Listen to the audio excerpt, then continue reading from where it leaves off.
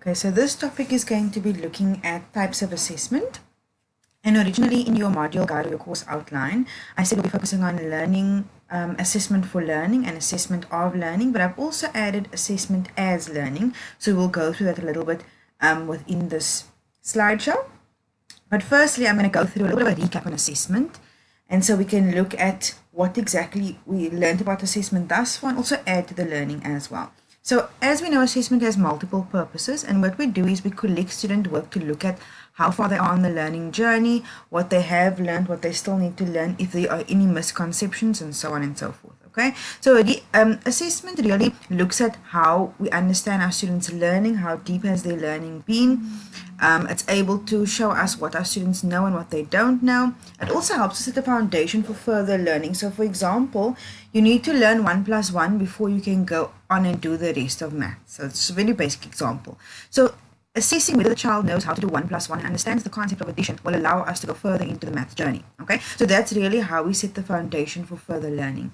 Importantly, I think that we need to remember that assessment shouldn't be something that makes students feel as if they are unable to do something, or if they are behind, or if they don't know exactly where the rest of the students are, but rather assessment should help to build your students' confidence. So even if you have a classroom, we all have students with different abilities.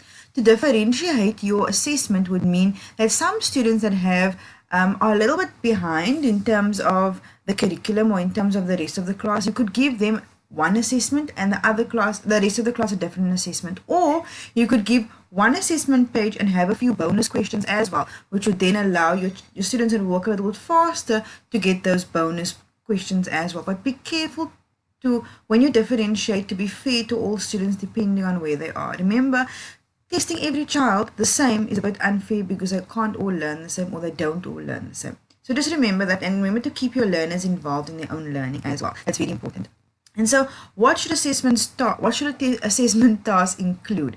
They should be bias-free, they should be reliable, and that is that they should actually give you the correct and proper information. They shouldn't just give you information for information's sake, but they actually should give you what you want to look at and what you want to test. They should also be valid, and that means they need to assess what they say they are going to assess.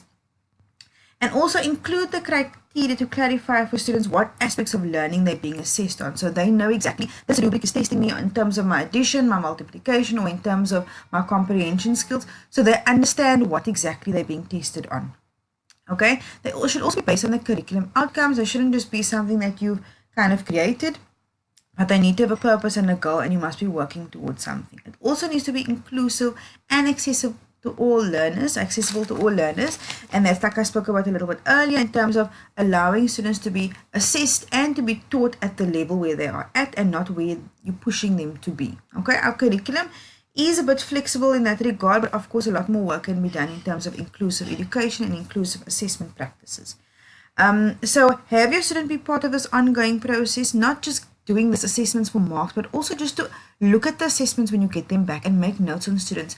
This child has difficulty in terms of comprehension or reading, or the spelling needs work. So that information is rich information you can use for later on to help you to support your learners in the specific areas that they are struggling in. Okay? And so you can also have the conversation with your learners as well around the areas of improvement.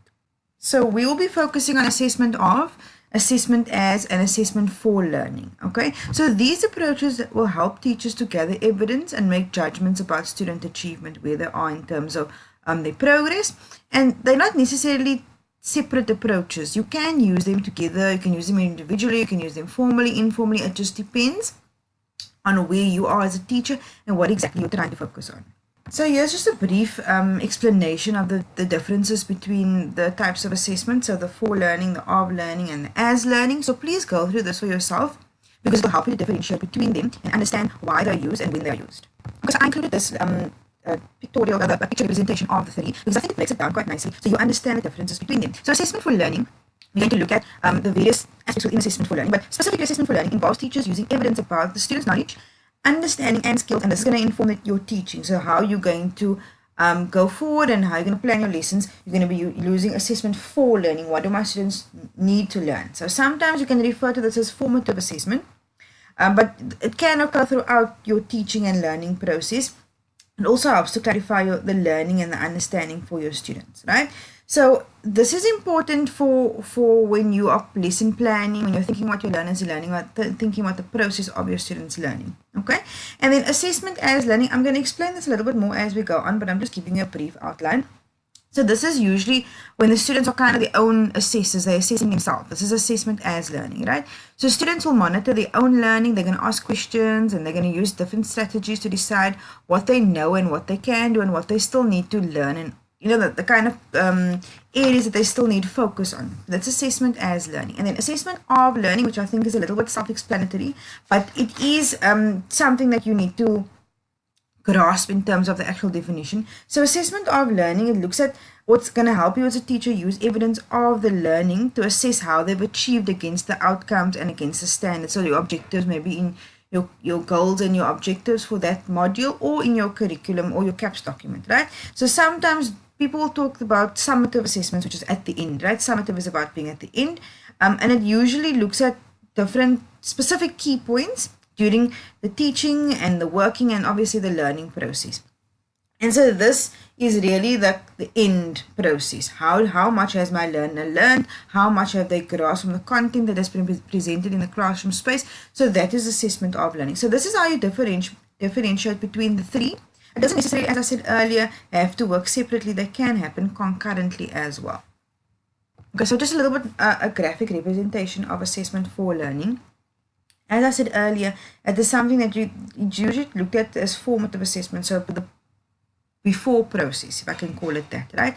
And so assessment for learning is going to reflect a view of your learning, which assessment helps students learn better rather than just achieve a better mark. So what does that mean? It's not just about the mark that they get, but it's also going to help you understand how your learner learns. So this year will also be where you can help students understand their learning style. So are they auditory learners? Are they visual learners? And so on and so forth. So that helps your learner to understand their learning process, right?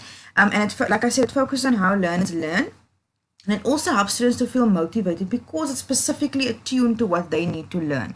So it helps to build their confidence, and it also shows them what do they need to do in order to improve. Okay, so it helps to motivate, as you can see the benefits of assessment for learning here. It motivates unmotivated students. It restores the desire to learn because now they feel motivated. Now they want to learn more, right? Also encourages them to keep learning, obviously self-explanatory, and it creates increased achievement because it is tailor-made to them specifically. Okay, like you can see on the way I'm presenting my course, I have a video, which is visual. I also have my voice, which is the auditory part, because I'm actually talking about things, and some people learn better when they hear. Then I'm also giving you more academic work in terms of the book excerpts. Then I'm doing something which is a practical. So in this specific unit, you're going to be going through a list of assessments, and you are going to find a definition for yourselves. It's part of your assessment, but it's also part of your learning. So this is the different ways in which I'm trying to reach every student depending on their learning style. So assessment as learning is a little bit within the assessment process. Students here take control of their own learning. They take responsibility for their own learning. They are asking the questions. They are reflecting. They are doing self-assessment and peer assessment. And it's very nice because it makes students feel more comfortable. They feel less threatened because the teacher's going to be marking with a red pen, which I don't like. I don't like red pens, but it helps them to kind of take the own control, ask their own questions, look at their work and realize, oh, this is where I made a mistake. And when you look at your own mistakes, it's easy to correct in future. So this is assessment as learning. And finally, assessment of learning. If you can see, there's a little picture that says assessment for learning. So this is part of assessment for learning earlier, but it's also part of the assessment of learning. I added here specifically. So assessment of learning, we can do lots of things like projects, portfolios, tests, essays, and so on and so forth. But the reason assessment of learning is something we know very well is because it's always been done in our schools. It's not something different. It's a test at the end of the module. It's a test at the end of the year. It's your final matric exam. It's the big assessment. It's the summative assessment, right? And so here we'll assess. Reflection is about looking at our work. Where have we done?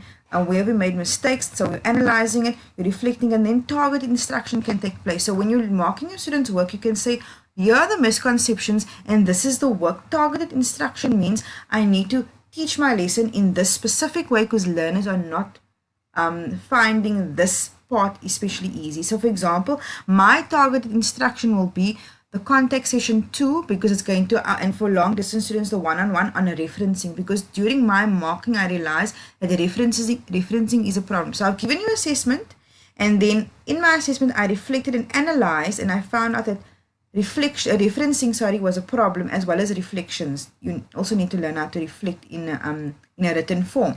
So in that, I reflected, and now I'm having a targeted instruction, which is contact session 2, which will be on referencing and how to format your assignment, and obviously for the long distance students, the one-on-one. So this is really how you do this kind of assessment for learning, but it involves the assessment of learning part, because you're assessing and then you're analyzing thereafter. So they kind of work hand in hand. So how do you decide on the approach, or the approaches that you need to use? So you need to look at what is your intent, what is your goal.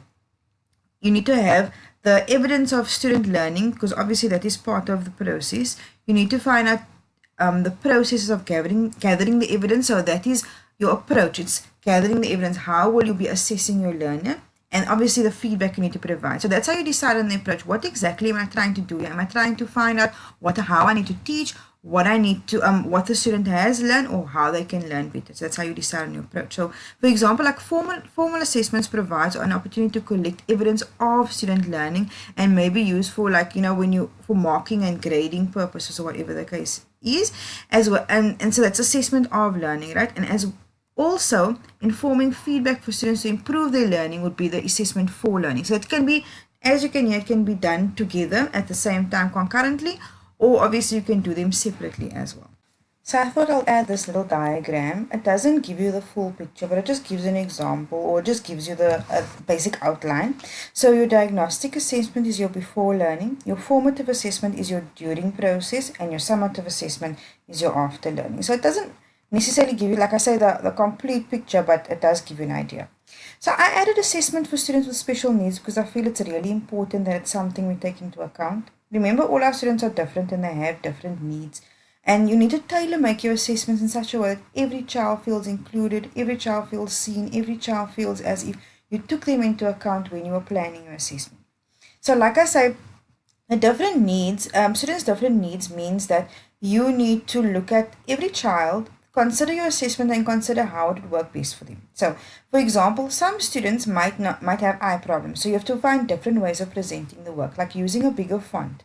Maybe having someone reading the work to them because their eyesight is very weak. Maybe you need to use technology to support the process, and maybe you have actually a program that reads the work to them. A lot of schools do have this. Maybe you have a situation where they work outside of the classroom during assessments because they get easily distracted. Maybe you can bring a support person in. Maybe they do the assessments at home or their parents because they can't concentrate in the school space. It just depends on the child and what their challenge is. And it's not being unfair, but it's giving them the opportunity to perform and show their performance, even though they have a challenge within the classroom space and within, a barrier to learning in themselves or in their own lives. And this picture is a graphic representation of what I'm talking about. I feel that every child needs to be seen individually. You cannot expect everybody to be able to do the same thing. You cannot expect everybody to perform in the same way, because that's what makes us different and unique. And you cannot just teach to the class and then get most of the people and just 3 or 4 fall by the wayside and you're like, oh, you know what, at least I got. No, we need to reach every child. We need to make sure that no child is left behind, and every child can leave our class having learned something, and we paid attention to that child. I know we have big classes, but this is part of our jobs as teachers, is to make every child feel included and feel as if someone cares about what they learn and what they know. Okay, so lastly, this is the list of assessments. I know it looks like quite a bit, but as you get to know them, it's going to be easier for you to differentiate between them. I'm not going to give you the definitions because it's going to be part of your assessment to find their definitions and to look at where they work best. So this is not a comprehensive list. It's not everything that exists, but it is the ones that I think we're going to focus on that you may use the most. But feel free to add to this list and share to the class if you are able to. Okay, so this is basically the video that I want to present to you. Beyond this, you do have the book reading. And you also have another video that I'm going to suggest on YouTube. But feel free, as always, to do your own research as well. So good luck with your assessment.